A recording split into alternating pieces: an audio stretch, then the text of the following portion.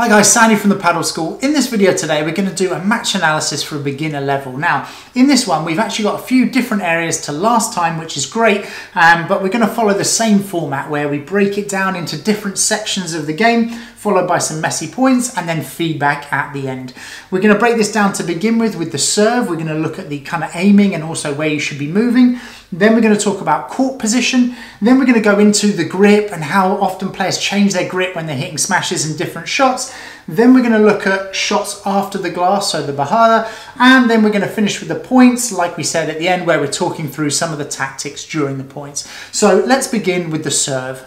So to begin with, we'll talk about aiming the serve. Now, if the serve is in the middle of the box like that, it's very easy for the returner and therefore you're immediately on the back foot as the server. Now, it's okay to do this once and then learn from it, but this game ends up being very quick because the server isn't taking the time to try and aim that serve or make it a little bit more aggressive on the first serve. If you miss the first serve, that's fine. You can put the second one in a little bit easier, but remember, that's just going to put you on the back foot straight away. And a combination of bad things to do is to serve easily and then not to approach the net, because here you can see immediately if they wanted to, they could take the net. And that's something we're going to talk about now, is making sure that you serve volley on both serves regardless of where it goes. We will also look at court position later in this video. Again, here you can see the serve and not coming forward fast enough leaves a big gap down that line. You can see here that the server puts himself under so much pressure by not coming in. Immediately the ball's at his feet and then it's very difficult to do something with that. I'm just going to show an example of this with each player because every player was doing the same, where they're not coming in far enough and therefore are getting trouble after the serve. So you really want to make sure you get to that second post if possible. Again, another example of staying back and the server being under pressure. Again, we're going to see here the serve and staying by that service line and immediately on the back foot, and therefore they end up losing that net position straight away. Now we'll have a look at what you should do if your opponents don't serve volley. So look, he's going to serve here and stay back. As the returner, all you have to do is hit to the server and then come forward with your partner, and immediately you've got that net position. And you can see here that they completely dictate the point. So there you can see how important it is to aim the serve, but also to get into a good position after your serve to make sure that you can take advantage during the point. Now we're going to have a little look at court position. So looking at court positions here, we're either looking at players not following their partner or with not taking that net position. And here you can see that they're in completely separate positions, leaving big gaps for the opponents to hit into. And immediately they're in trouble because one of them either has to come forward or the other one has to go back. But you have to go forward and back together if you can. So here's an example of the players not coming forward enough. They should be coming in here because they're hitting to the person at the back. It's the right thing to do, but you can see they've stopped in no man's land and therefore they've ended up in trouble. And again, at the end of the point, they get stuck there and end up losing because they can't get in the right position.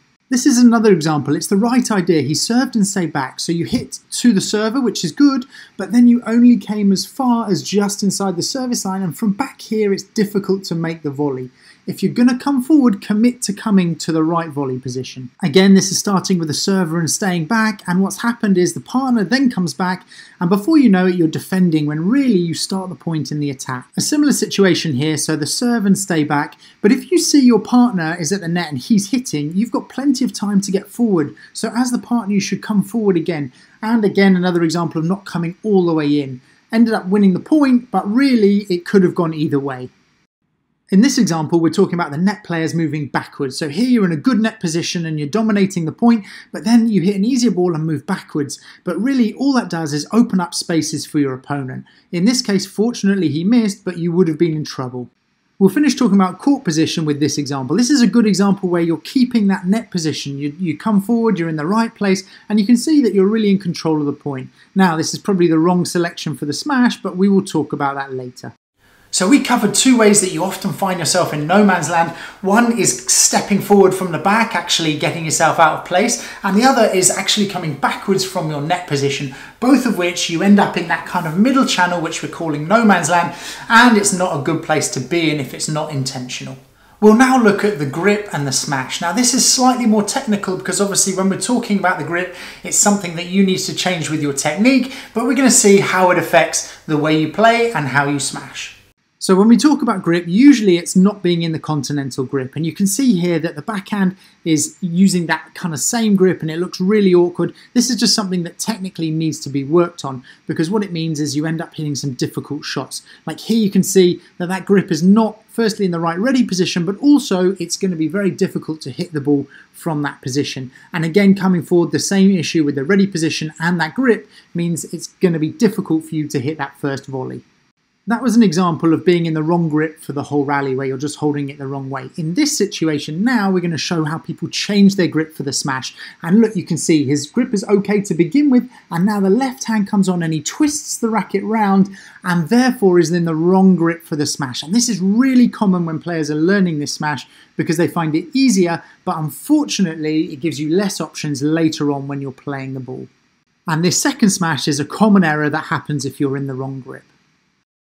So looking at this point, we see another easy serve for them where they immediately lose the net position, but we're analysing the smash here and you can see steps forward the wrong leg, wrong grip, and therefore makes the mistake. This is really a technical issue. The other area to look at is the smash choice. Now here, for example, we're going to see a smash that's way out of position. He doesn't serve volley, stays by that line, and therefore goes for that. Now you could hit soft where the arrow is down the middle, but to hit an aggressive one is a really difficult shot from there. Here's a good example of going for an aggressive smash. You're close to the net, you can go for that. Now potentially I would have gone the other side to the person who's further back, but that's actually good defending from this end. Here are two good examples of the smash. That one where he plays sensibly and defends, and then this one where he's aggressive into the space in the glass. Okay, so at this point we have a good example of controlling the speed of the smash. We're going to talk later about playing the ball after the back glass, like this for example, because ideally you don't want to always lob, and the same again here where you're hitting under the ball. But this for me is perfect because the technique is not quite right, but the speed and control of the ball is excellent to win the point. And here another good example of a smash. He's not going as hard as he can, but control, hitting the side glass, making it very difficult for the opponents. So there we had a little look at smash technique, and also we looked at smash choices because that is as important as your technique. Now we're going to have a little look at the shots after the back glass. So looking at this shot after glass, there's two real ways to look at it. Firstly, the technique, but also the kind of mentality that you can attack it. But you need the racket back early and high. Here you can see the ball's already bounced and it's above the person and the racket is down low. There's no way you can attack that ball with the racket back in that position. And a lot of this is the mentality on the shot. Players often don't even consider that they can attack it. You get into a point, you get lobbed, and immediately players are thinking, oh, I have to lob them back. Because here you can see he runs back and his racket is in that open position that looks like he's just going to lob straight away, when really there is an option to try and attack that ball. Something I see a lot at this level is lobbing after the lob. So here, for example, he's in the position, he could attack, but he comes underneath the ball and makes it really obvious for the opponents he's going to lob. At this end, he's waiting again, not doing the footwork, misses the opportunity to attack. You can see it with those shots, and it's the same with almost all the shots. It's a combination of having the right technique, but also having the right intention. If you do get lobbed and you move back, you need to be aware that you can attack that ball, and if you do want to attack that ball, you need to have the right technique in order to do that. Anyway, now let's look at some messy points.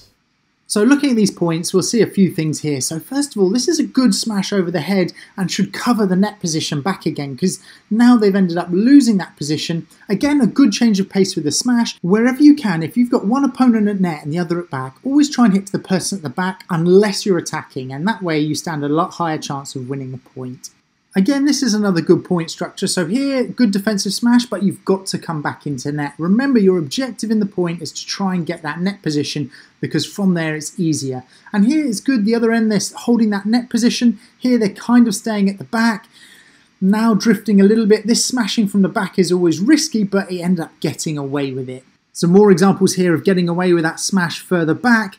This is a nice volley coming forward. He did well to defend that and smashing from the back, but at least they're sensible smashes from here. You can see that they're not too risky and they end up winning the point by covering the net well. Again, we're looking at this serve volley. You've really got to take the net, and they did well. They returned, came straight into net, and they deserved to hold the net position. And this is a good point to finish on, because here the pairs are relatively moving together. Okay, really, if you come forward, your partner should as well, but that was a good finish to the point. So we'll just do a quick recap so you know what you should be working on. Firstly, the serve. You want to make sure you aim the serve, and secondly, you want to make sure that you get into the right position after the serve. You should really be serve volleying both serves, and even if you're not confident at the volley, it's something good to practice for when you build up confidence, and then you'll be in the right position, because you'll never gain confidence if you don't actually practice it. The next thing we looked at was court position, not finding yourself stuck in the middle zone there. If you're at the back of the court, stay at the back, don't take those few steps forward. And if you're at the front of the court, don't edge back into that channel, because then you're going to be in the wrong position. The next thing we looked at was the grip and the smash. Now this is something that it's actually worth having some technical lessons on, because this is mainly technique, but you want to make sure that you have that right grip for all of your shots, but particularly the smash in this case. The next thing is the after the glass.